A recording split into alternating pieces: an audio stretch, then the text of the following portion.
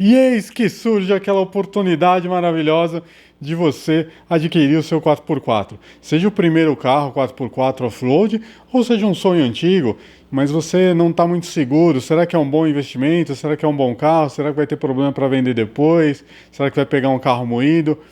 Nesse vídeo aqui eu vou te dar alguns exemplos para você passar longe, mas fugir mesmo, que nem diabo da cruz. Principalmente se você não tem muita experiência com off-road com modelos de 4x4.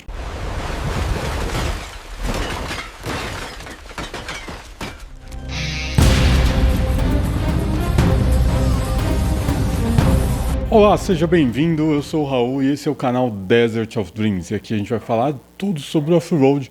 E hoje eu vou falar desses carros que eu não recomendo, principalmente para quem não manja muito do assunto off-road. Está começando agora, de repente é o primeiro 4x4, está querendo ter uma experiência nova. Não vou aí te recomendar uma bucha para você ficar chateado, incomodado e depois não querer voltar mais, né? Já vou avisando aqui para você que é fanboy de marca, que fica defendendo a qualquer custo, tipo de carro e nanã. Cara, aqui não é o seu lugar. Aqui a gente vai falar a real. É uma opinião própria, baseada em pesquisas que eu faço e 10 anos de off-road assistindo carro quebrar à toa, carro dando problema, carro que só dá despesa. Então é esse tipo de carro que eu não vou recomendar. Alguns eu sei que eu vou mexer aí em vespeiro porque tem uma legião de fãs, mas vocês vão entender do que eu estou falando. Se você manja e você gosta de se incomodar, cara, a escolha é tua, não tem problema. Tô de boa. Esse vídeo é para aquele cara que não entende muito ainda de off-road, não entende muito de 4x4 e não quer incômodo, não quer ficar levando o carro na oficina o tempo todo, não quer problema. Então, de repente, para uma primeira experiência, esses tipos de carros não são adequados. Para você que já é experiente, sabe o que está fazendo, sabe o que está comprando, vai fazer adaptação, vai pegar um carro, colocar motor de outro, pega um carro a gasolina, põe motor diesel, muda a suspensão, coloca pneu. Cara, esse vídeo aqui não é para você, não vai fazer diferença nenhuma, porque a gente bem sabe que, assim, tem coisas que a gente gosta exatamente desse desafio, né? E se você também tem grana sobrando, tá rasgando dinheiro, tá botando fogo em dinheiro aí, tá fácil para você, também não é problema nenhum. Esse vídeo aqui também não vai servir para você, porque com grana a gente faz o que a gente quiser. Transforma até golzinho em 4x4, né? Eu já vi por aí andando. Esse vídeo é para quem não tem muita experiência no off-road e não quer arriscar aí comprar um carro barato que depois vai dar problema. E segura a onda aí até o final desse vídeo que eu não vou recomendar a TR4, a Gran Vitara Tracker e a Duster. 3 carros que todo mundo ama, mas eu vou falar para você por que você não deve comprar desses carros. E a gente já vai começar aqui logo com a pedrada, que é o Troller. O Troller que eu não recomendo. Todos os Trollers? Não. Vários Trollers aí são sucesso de venda, né? É um carro aí muito querido por muita gente. É campeão aí no off-road, tem um monte de galera que idolatra esse carro, mas o Troller teve que começar de um jeito, e o começo dele não foi lá essas coisas. A gente está falando do Troller RF, que é a primeira geração do Troller, que veio aí equipado com motor AP2000, que é um bom motor, mas que não era o suficiente para aguentar o tranco aí de um Jeep, né, no 4x4 no off-road. Então foi assim, a primeira geração deu bastante problema. A gente identifica essa geração pelos faróizinhos quadrados aí na frente. Alguns eram capota de lona ainda, não tinha capota rígida. Essas rodas que são bem características, que inclusive o pessoal compra para usar na TR4, que fica uma combinação fantástica. Então o Troller é um projeto nacional, era uma empresa aí antes de ser da Ford, né, era uma outra empresa, que inclusive lançaram picapes, né, a Troller Pantanal, que são raríssimas de se ver por aí. Mas essa primeira versão aí com motor AP realmente é um pouco fraco, é um motor a gasolina, fácil de consertar, fácil de manutenção, porque a gente tem uma linha aí da Volkswagen gigante que usa esses motores, mas no Troller realmente essa combinação não funciona muito. Depois de alguns anos veio o 2.8 MWM, que é o mesmo motor da Xterra, da S10 e uma série de outros carros, que é um motor também campeão, que todo mundo adora. Tanto é que é uma das versões que todo mundo ama, que é o Troller com o motor 2.8 diesel. Depois vieram o motor 3.0, esse também não foi muito feliz, teve uma série de problemas na época, muita gente reclamando, dava uma série de BOs aí, o carro ficava mais na oficina do que rodando. E aí depois veio a Ford que comprou a Troller, e aí vieram as gerações de motores que compartilham com a Ranger, né? Veio também turbina TGV, acabou ficando mais eletrônico, alguns davam alguns problemas nessas eletrônicas também. Ao longo da história do Troller, houveram alguns lançamentos aí que não deram muito certo no começo, mas que foram se ajustando ao longo do tempo. E tanto é que hoje em dia é um dos carros mais aí queridos dentro do off-road e indiscutível, né? Todo mundo ama, todo mundo quer ter. E inclusive o valor que não baixa, né? O Troller é um dos carros aí que estão sempre se valorizando ao longo dos anos. Mas se você for entusiasta da marca, cuidado com os primeiros, principalmente os primeiros lançamentos, são sempre carros meio problemáticos. Seguindo aqui com carros 4x4 que não necessariamente são de off-road, mas que são carros que muita gente deseja, acha um bonito, design incrível. E eu estou falando aí especificamente da Freelander 2, que é unânime aí na internet, um carro lindo, todo mundo quer, luxuoso, tem todos os acessórios, completíssima, carro de luxo, barata, você compra aí por 40 mil, 50 mil no máximo, mas é um carro problemático e muito custoso, muito caro manter, todas as revisões são muito caras. A gente pode incluir também nesse pacote a Discovery 3, Discovery 4 e a Range Rover, até 2013 mais ou menos, que são aqueles carros que para você trocar uma correia dentada, você tem que descabinar o carro, ou seja, tem que separar a cabine do chassi para poder ter acesso ao motor. Felizmente, existem hoje profissionais e oficinas especializadas que conseguem fazer essas trocas, né, e essa manutenção sem a necessidade de descabinar o carro. Mas já dá para imaginar o custo disso, né? Quanto ficaria o valor para você ter que descabinar um carro para trocar uma correia. Vamos voltar à Freelander 2. Carro maravilhoso, design incrível. A gente pode colocar aí a Freelander 2 como um carro mais família e a versão dela mais esportiva, a Evoque, que também é outro carro super problemático. Design lindo, mais esportivo, molecada adora, né? O pessoal mais jovem ama esse carro, tem até música, né? Mas é um carro extremamente problemático, dá um monte de problema, cheio de eletrônica embarcada e sim precisa de manutenção especializada. Então assim, você precisa levar numa oficina que seja especializada em Land Rover. E não é barato. É uma oferta que você vai achar fácil aí no OLX ou em qualquer outro classificado. Carros lindos, super bem cuidados, até com quilometragem baixa, por um preço assim absurdo de bom, super convidativo. Só que depois você vai ter que deixar um rim ou pagar um outro carro para consertar assim que ele tiver um problema.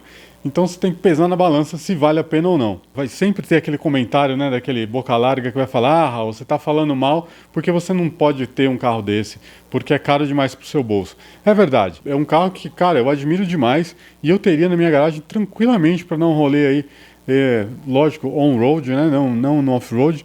Eu acho um carro incrível, cara, fantástico. E o mais legal, você pega aí o 2010, 2012, 2013, é um carro que não perdeu a linha, né? Um carro que não tem cara de velho, não tem cara de mais de 10 anos de uso. É um carro que parece atual, estão ainda super atuais. Mas são carros caros demais para manter. O que eu posso dizer? A sensação de dirigir um carro desse. Cara, sensacional. Conforto puro, né? Não tem nem o que dizer. Carro espaçoso, totalmente seguro, é realmente uma nave, cara. Silencioso, confortável. Ó, tem um teto panorâmico aqui, ó. Que incrível. Realmente um carro exclusivo, cara.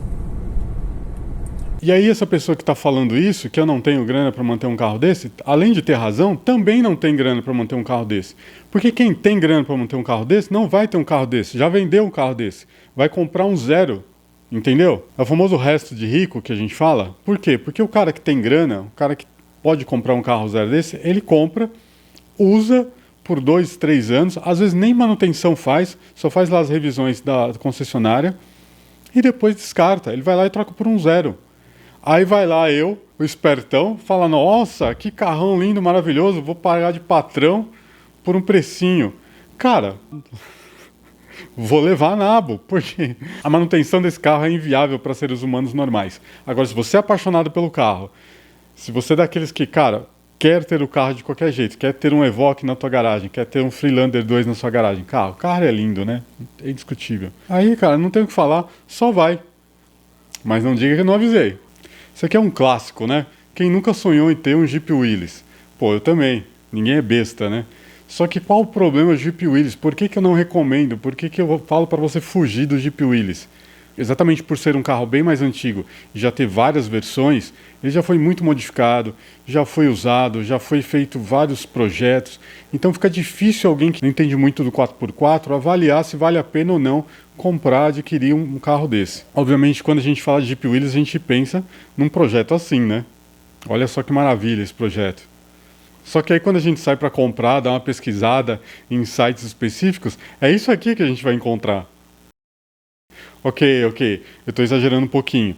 A gente consegue encontrar aí carros em melhores condições, tipo esse aqui. Mas como eu disse, fica muito difícil você avaliar se vale a pena você comprar um carro desse por um preço médio aí de 40, 50 mil reais, num carro que você, infelizmente, não vai saber o que tem ali, se esconde algum BO, se tem algum problema no motor, se tem algum problema no câmbio. Originalmente, o Jeep ele vinha com motor 6 cilindros e 4 cilindros. Ao longo dos anos, as pessoas foram modificando isso aí. Então tem desde um motor AP que colocaram até uns 6 cilindros de Opala, ou enfim, modernizaram, tem vários tipos de adaptação aí. Algumas boas, outras nem tanto. E aí é que está o perigo de você, de repente, já tentar encarar um carro desse sem ter muito conhecimento. Provavelmente você vai ficar com uma bomba na mão e depois vai ter bastante dificuldade para passar para frente para conseguir vender, a não ser que seja para outra pessoa que também entenda muito e saiba o que está comprando, ou que entenda muito pouco e não saiba o que está comprando. Lá na década de 90, a Kia Motors trouxe para o Brasil o Sportage primeira geração 4x4 e a gente tinha duas versões de motores, 2.2 a diesel e o 2.0 gasolina. Ambos os motores acabaram apresentando alguns problemas, fora a falta de peça na época, a internet não era tão boa quanto é hoje, né, para encontrar peça. A tropicalização aqui dos motores não foi lá essas coisas. Foi um carro aí que ao longo dos anos sofreu bastante e os proprietários trocaram seus motores, muitos projetos aí, pelo motor AP. Então é muito comum você encontrar aí o Sportage com motor AP adaptado. E que por sinal até que fica muito bom. É um carrinho que eu já achei bem mais legal, já fez o seu serviço assim como o Niva russo na época. Tem aí uma legião de admiradores também que gostam do carro, mas são sofredores. Então é mais um para a lista que eu não recomendo atualmente, a não ser, claro, que você saiba muito bem o que você está comprando, para não se arrependa depois, não fique de saco cheio de ficar mais tempo parado na garagem do que rodando e não desanime do off-road do 4x4. Mas um carro que eu não indico para você é o Gran Vitara ou Tracker. Ah, eu sei, tem um monte de gente que é fã desse carro, que ama esse carro, mas eu estou falando aqui do motor diesel, que veio alguns Mazda, mas a grande maioria é Peugeot, e esse motor deu muito problema aqui no Brasil. Realmente foi um carro que não foi muito bem aceito. A gente ainda encontra alguns poucos proprietários aí desse modelo específico a diesel que juram de pé junto que nunca tiveram problema, que é um carro excelente, mas no geral deram bastante problema. É um carro problemático que ninguém quer, é difícil de achar peça, difícil de manutenção. Então é um carro bem problemático, apesar da Tracker ser muito querida aí pelas pessoas, mas a Tracker gasolina, né, é um excelente carro. Já o motor diesel deixa a desejar. E agora, para finalizar esse vídeo, os últimos modelos que eu não recomendo, se você vê por aí, foge. E eu vou te falar por quê. Gran Vitara G3, TR4 e Duster. Sim, eu sei que tem uma legião de fãs desses carros, mas eu estou falando da versão 4x2. E eu vou te dar o porquê disso. São carros ruins? Não, são carros excelentes. São carros também robustos, são carros muito bons. Ah, você só gosta do carro, gosta do design e quer comprar um carro 4x2, está tudo certo. Meu, tranquilo. O que eu estou dizendo aqui é que esses três carros têm uma legião de fãs para o 4x4. Já para o 4x2, dos três, eu acho que a Duster é o automóvel que os proprietários menos ligam aí para o 4x4. Mas tem sim um mercado aí, uma fatia, um nicho do 4x4. No geral, você vai encontrar excelentes opções de carros 4x2 desses modelos. Ele não vai te oferecer a versatilidade que o 4x4 te oferece. E eu sei que de repente você vai comprar um carro desse 4x2 e fala assim, ah, mas eu não quero fazer trilha, eu não quero usar na terra, nada disso. Só que o que acontece? Geralmente quem gosta de um carro um pouco mais alto, um carro mais robusto, Eventualmente você vai num lugar e você vai testar o carro. Você fala, pô, eu comprei um 4x2, mas eu tô aqui e vou pescar. Ou vou na chácara do tio, enfim, convidado para um rolezinho aí rural. Aí você começa a usar o carro nessas situações, você vê o quanto o carro é robusto, e aí você fala, pô, se eu tivesse um 4x4, eu estaria usando mais ainda o carro. E aí que entra o arrependimento. Não que você não consiga extrair muita coisa do 4x2, mas o 4x4 te leva mais longe. Então, se você quer ter um carro desse, se você tem ideia de comprar um carro desse, eu sugiro que você já invista no 4x4, mesmo que você não tenha pretensão de usá-lo no começo, porque fatalmente, com o tempo de uso, você vai começar a se envolver com esse mundo, você vai começar a conviver com pessoas que gostam desse estilo de vida e vai querer sim usar o 4x4. Eventualmente isso vai acontecer, eu já vi isso acontecer um monte de vezes, as pessoas se arrependerem de ter comprado um 4x2, porque acaba te limitando ali, você não consegue ir um pouquinho mais longe. Então já deixa o seu like aqui nesse vídeo, se inscreva aqui no canal e me fala aqui nos comentários quais são os outros carros 4x4 que você não recomendaria de jeito nenhum, que você acha que a gente tem que fugir, que não vale a pena o investimento, não compensa. Já fala aí pra mim que eu quero saber. E aí, chefia? Vai uma lasanha aí? Faço um valor especial para Vossa Excelência. Material de primeira para casar.